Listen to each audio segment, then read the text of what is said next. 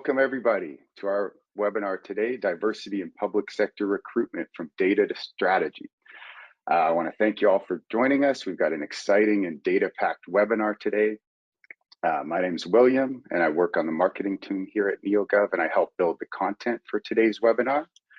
And what we're exploring today is based on the findings of our 2023 diversity report. So in a follow-up email tomorrow, you'll receive a copy of today's presentation and a link to download the full report. So please be on the lookout for that. The report is very comprehensive and can serve as a valuable tool for you to reference going forward. So where did the data come from that we're going to be talking about today? Well, some of you attending will certainly be aware of Insight, our applicant tracking system. So every year, Insight manages millions of recruitments for local and state positions within government and education. So for our report this year, we analyzed over 16 million public sector applicants by race, ethnicity, gender, and salary bracket. And in today's webinar, you're going to discover what we found. Our goal is to give you a clear picture of the current state of public sector recruitment as related to diversity. So we're going to cover the recruitment process from start to finish. We're going to go from applicant to hire. So we're going to start with applicants, move into screening and eligibility, and then we're going to cover candidates from referred to hired as well. And in each section, we'll explore how diversity is currently represented and also provide you with some key takeaways to assist with initiatives in each stage of the recruitment process. So actionable strategies that you can leave today with to assist diversity initiatives in your agency. So without further delay, I'm going to hand it over to our presenters today. Let them introduce themselves and get us started. They're going to be the ones guiding us through. So please take it away, y'all. All right. Hello, my name is Lindsay Lawrence. I am the lead instructional designer at NEOGOV. I've been here for about 8 years now, developing content on the Learn platform. And I specialize in harassment prevention and diversity trainings. Awesome.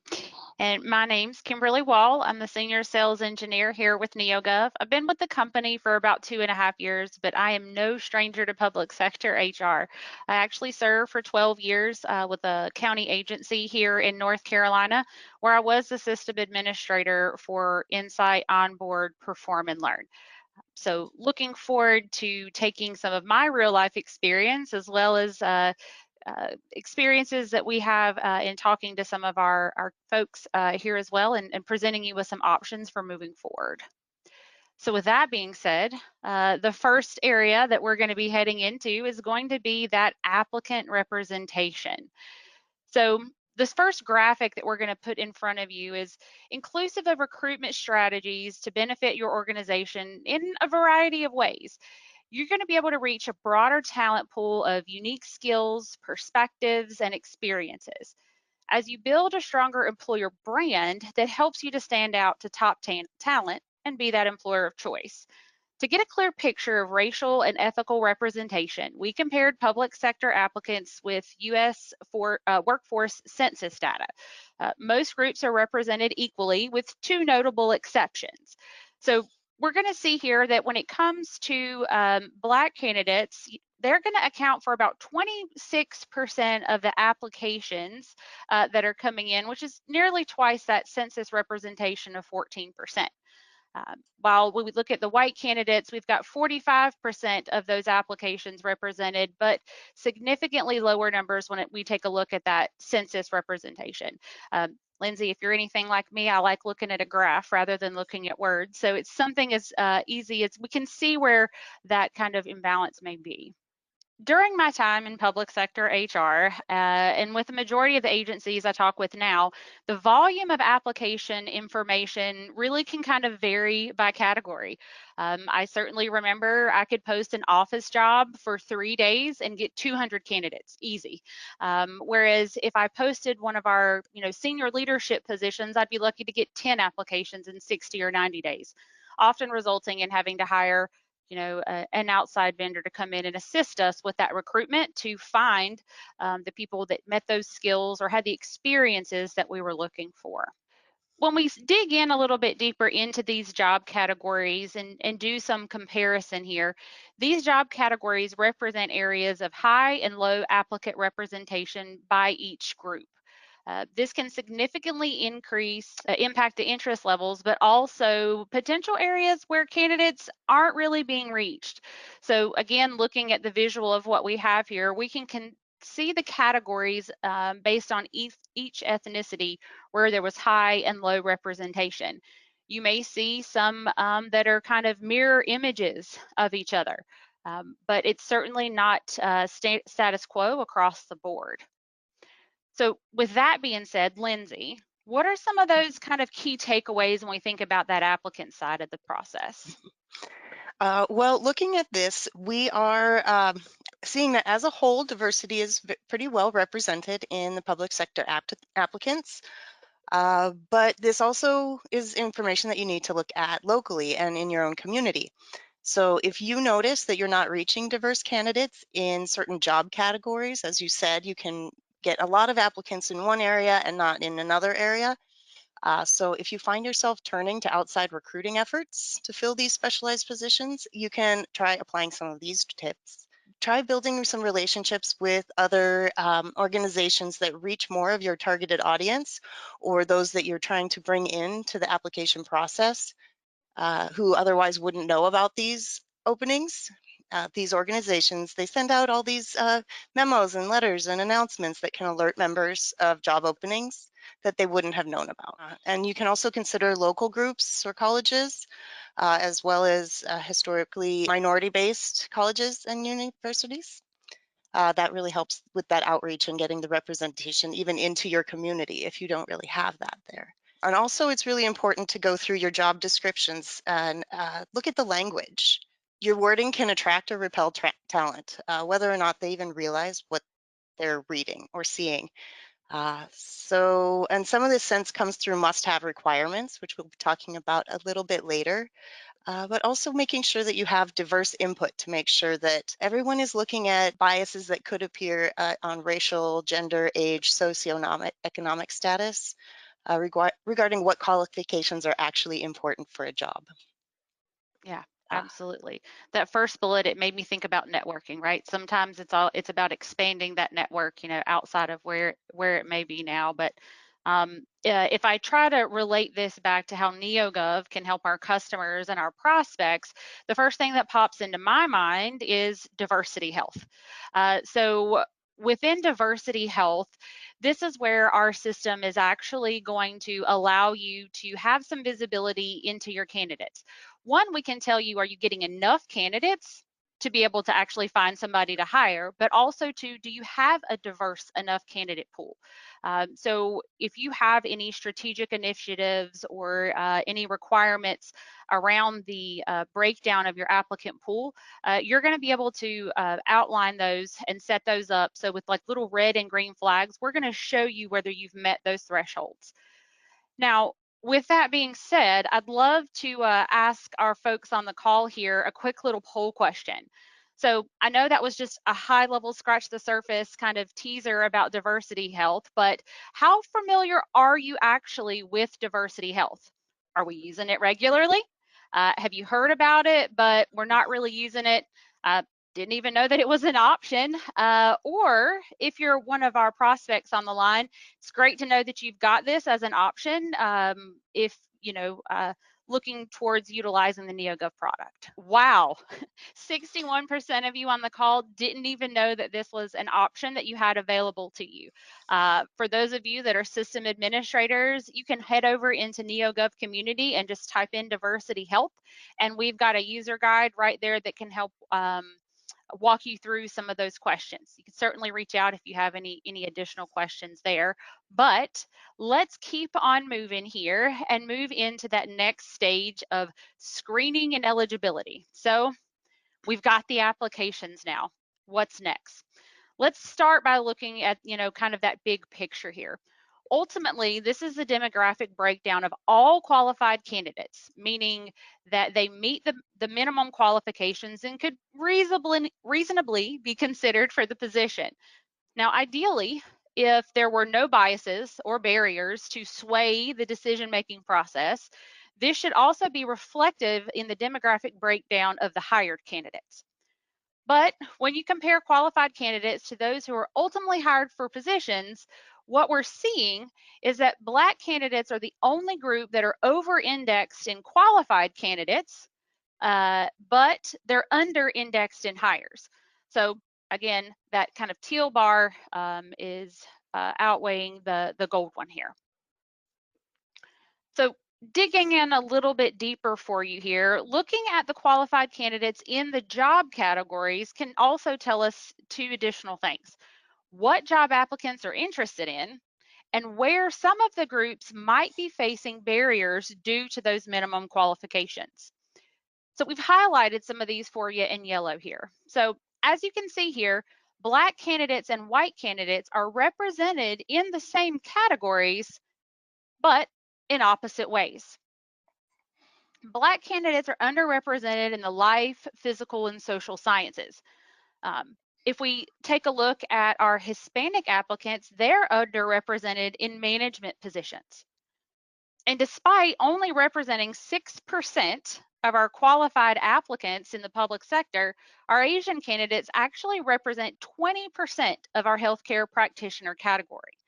So when you see areas of low or high representation, consider what factors might deter other qualified candidates from applying. And looking at this, we are also thinking about who's applying, but also seeing who is being hired into certain areas and considering their salary ranges throughout these areas.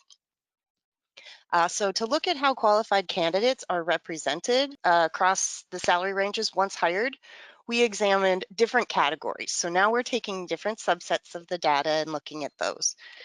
So specifically this one right here, it looks at community and social service jobs, where we had seen on the last slide that this is where I think it was Black candidates are applying at higher rates. So we see that here qualified Hispanic or Latino candidates and Asian candidates are most represented in the 75,000 to 1,000 range. We have whites, if you look at their lowest representation, in the $75,000 to $100,000 range. Black candidates, they have higher representation in the lowest and the highest. Then their lowest representation is mid-range.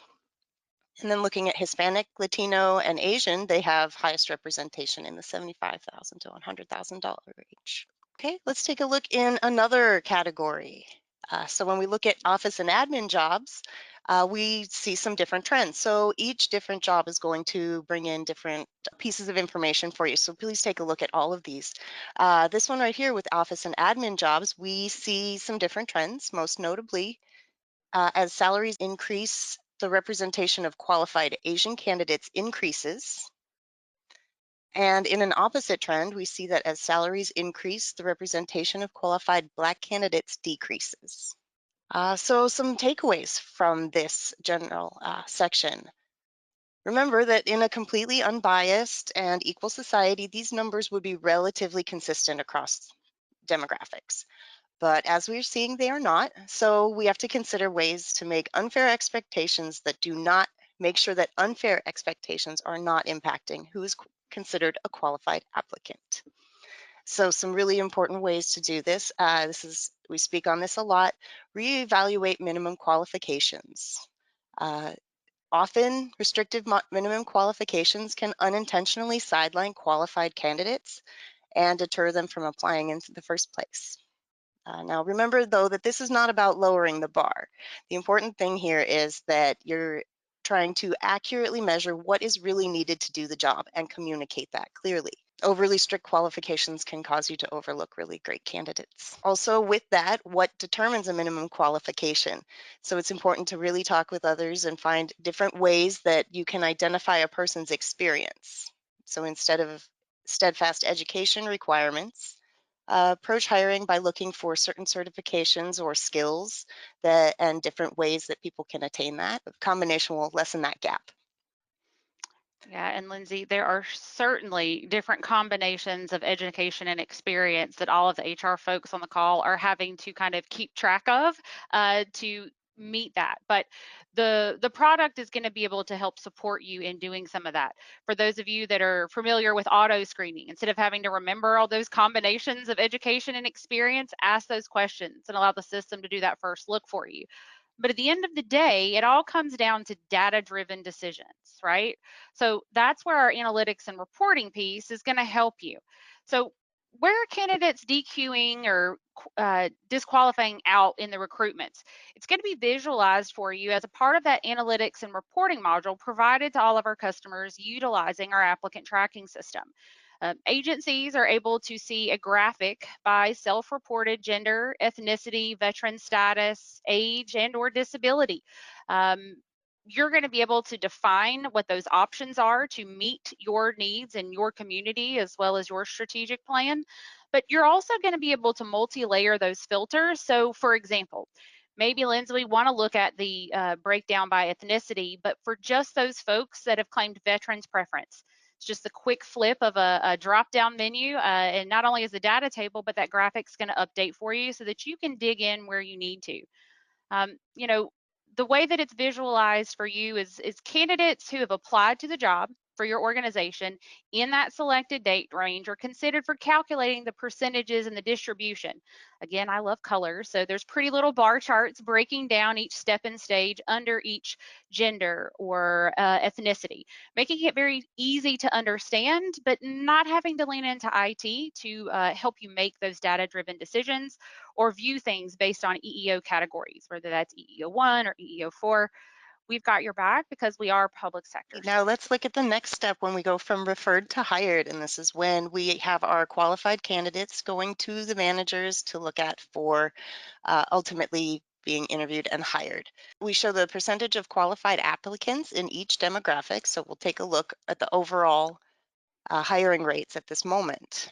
And all groups seem to have a similar qualified hire rate except for Black candidates, who are at least 33% less likely to be hired than any other group.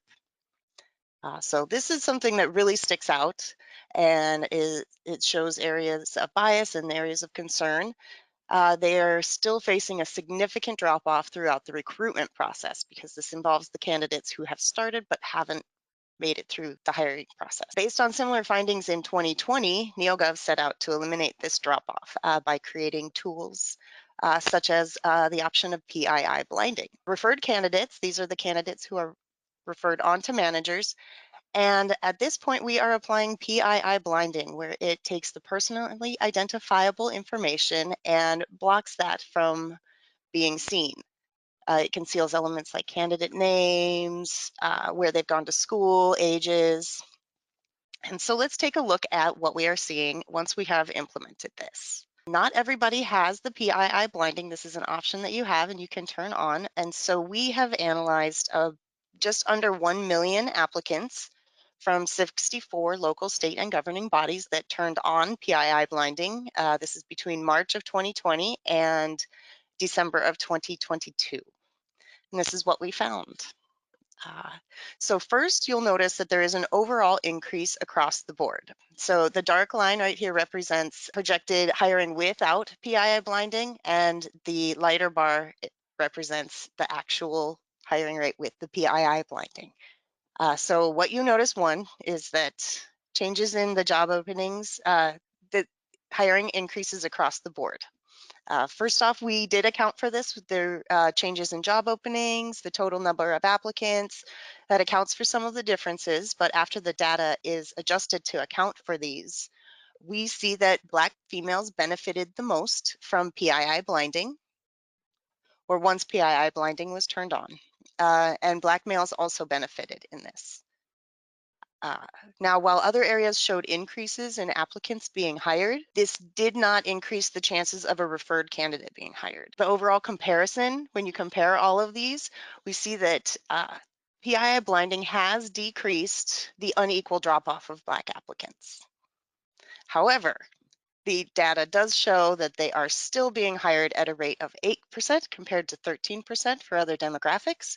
So while we see that PII blinding does have a hand in closing that gap, we do still have a long way to go. We have not closed that yet. We're going to compare candidates to hires for each racial and ethnic group in community and social service jobs specifically. The darker line represents qualified applicants, and the lighter line represents those who were ultimately hired. So some notable items in there. I know there's a lot of information to look at, but taking a look, you see that Hispanic or Latino candidates are hired significantly above their qualified candidate rate in every salary range. Another key item of note is that Black candidates make up 36% of qualified applicants, but only 24% of hires in the highest paying community and social service jobs. All right, there's a lot of data on here, and you'll be able to take a look at that in the recording. We'll go ahead and move on. A few more pieces to look at: salary and gender. Some key points is that we noticed Asian females represent 6% of qualified applicants, but 9% of hires in the highest salary range. Black females represent 13% of qualified applicants, but only 8% of hires in the highest salary range. Moving on, we'll go ahead and look at admin jobs. Asian females represent 8% of qualified applicants, but only 6% of hires in the highest salary range. And white females represent 24% of the applicants, but 31% of the hires. So those are some key notable elements. The rest of the information is available for you to have in our diversity report. Don't forget to download that when you get your recording. Taking a look at some of the key points that we are noticing with the referred to hire key takeaways. PII blinding can be a very powerful tool. Studies have shown that unstructured interviews are unreliable predictors of job performance and can sideline perfectly capable candidates. However, this data also shows that PII blinding helped, steps in the right direction. Black candidates still face higher drop-off rates throughout the recruitment process. Again, leaning into how we can help you, agencies are able to determine where in their process hiring teams can actually have access to that PII within applications and attachments. You're going to be able to send folks over for a SME review. My example is we had a posting for one of our programmers, and I certainly could read the different certifications and all those other JSON and SFTP API things, but I wasn't a subject matter expert in interpreting some of the verbiage on there. So what I was able to do is actually refer or to send that candidate's qualifications over to my IT director, where they were able to just say, do these qualifications meet my expectations for this role? Regardless of their name, their location, their age, their education. I'm in North Carolina, UNC versus Duke, it's a thing. But all of that was taken away. So we were just looking at the qualifications to determine whether this person met. And then they handed them back to us. HR finished their review, and then we can send them over on that referred list for the hiring teams to move forward. Now, you still have the ability to choose whether at that point they can see the qualifications, because you're going to be able to have them request access to that PII when it's time for them to view it.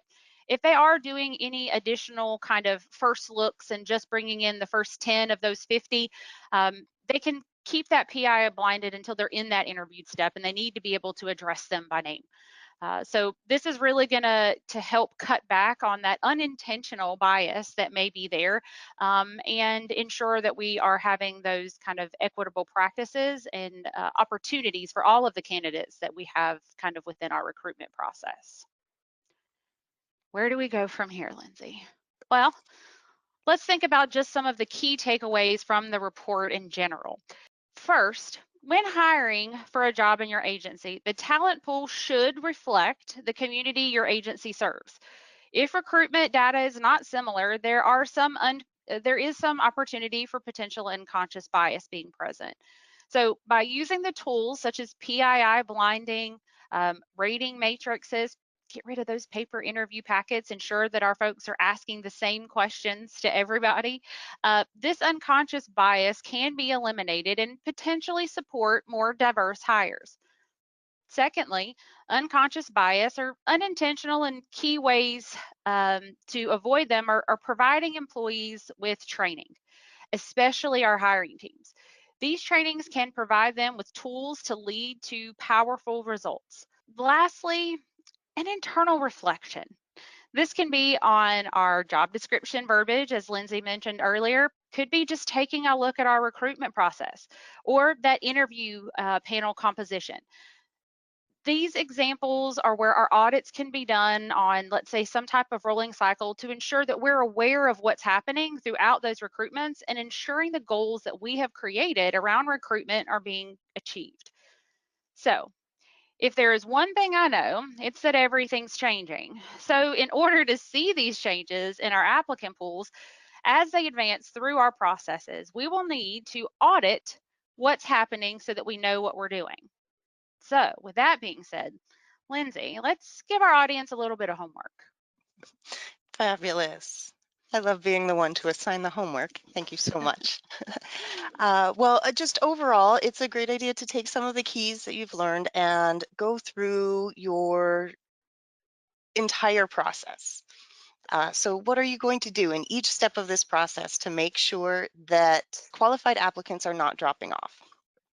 So first, if you haven't already, make sure you, when you get your diversity report with this recording, make sure you look at that and compare trends to that of your own organization, and also take a look at diversity health, please. That is a huge help in reaching out to candidates. And then go through with your organization to review your recruitment strategies all throughout the hiring process. Small changes in each area can open the bottleneck and ensure that qualified candidates aren't dropping off. So let's just quickly go through each step. What steps should we look over? First of all, applied. Are you getting enough diverse applicants? Take a look at the diversity health feature, become familiar with that, and use it to help you with your outreach. Reach out to other areas that can help you advertise. Then when you are getting to qualified candidates, determining what makes an applicant qualified. Are you using objective criteria throughout? Are you using these on all applicants, all jobs? And finding ways to cut out the chance to rely on gut feelings. Review this objective criteria with a diverse group. That'll eliminate blind spots. Everyone has these blind spots, so get everyone involved.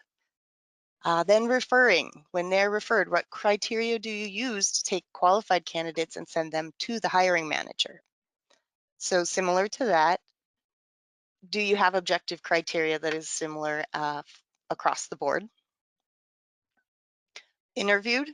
Do you have a process to decide, are you interviewing all referred candidates or identifying if certain groups are not being interviewed after being referred at the same rate? So make sure that all your hiring managers are well trained in techniques that reduce bias and are aware of objective criteria. It really helps. Every thought, every step plays a role in reducing this bias.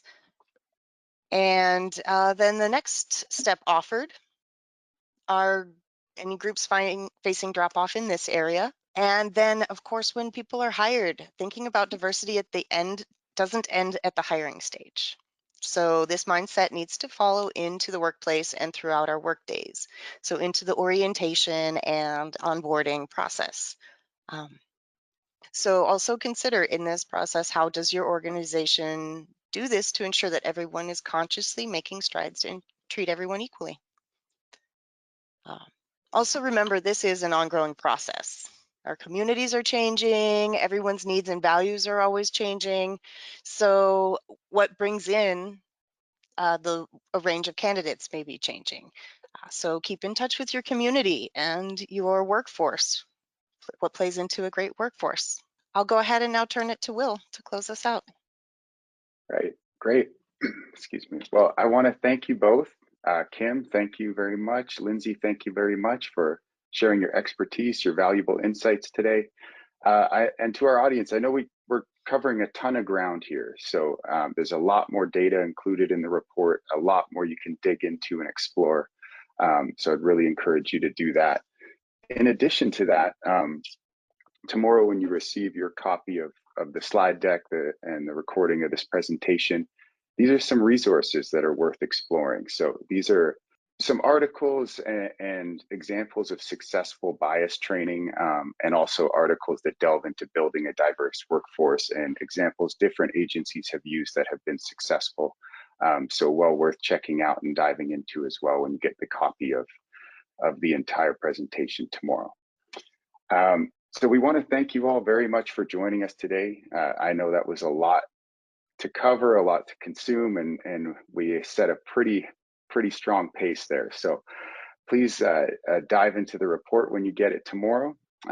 We look forward to welcoming you to a future webinar. Again, we want to thank you very much for taking time out of your day to join us today. And our hope is to always give you the most value we can. So we want to thank you all. We want to thank our speakers today, and we hope to see you soon for a future webinar. Please be on the lookout for your copy of the report and the deck tomorrow. Thank you all and have a great rest of your day.